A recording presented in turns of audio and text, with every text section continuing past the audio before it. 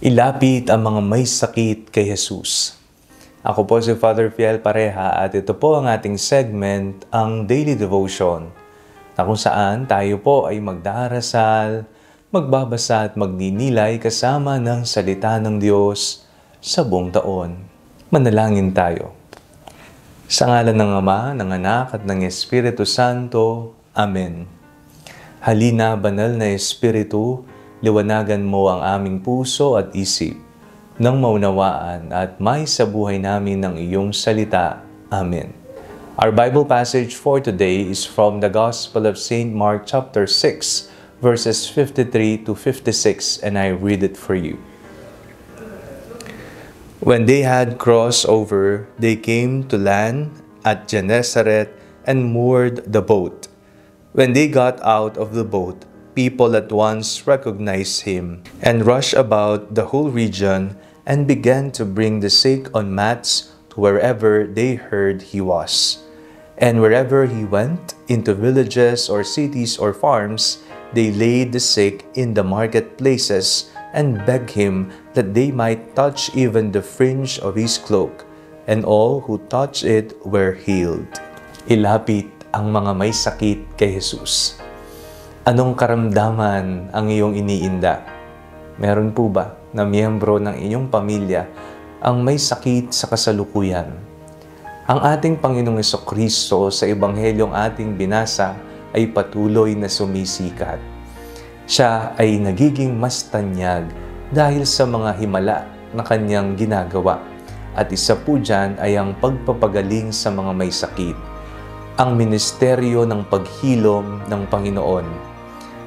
Ang Panginoon ay naglalakbay sa mga bayan-bayan at sa mga syudad at dinadala niya ang kagalingan para sa mga may sakit.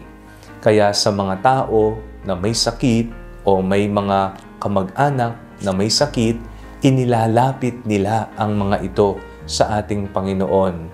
Kahit man lamang, base sa ating binasang Ebanghelyo, na mahawakan o mahipo kahit ang laylayan ng damit ng Panginoon ay sasapat na para gumaling ang kanilang sakit.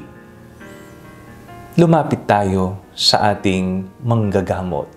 Hindi basta manggagamot lamang, kung hindi dakilang manggagamot. Nariyan ang mga doktor na ating pinupuntahan kapag tayo ay may karamdaman. Ang kanilang kasanayan ay regalong galing sa Panginoon.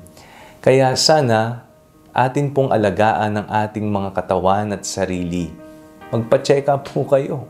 No? Huwag kayong umasa sa mga kung ano-anong mga pamahiin o kaya naman mga ritual o mga gawa na baka lumala ang mga iniinda ninyong sakit.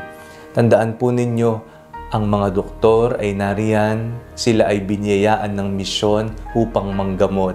At sila ay nagiging daluyan din ng kapangyarihan at misyon ng paggagamot.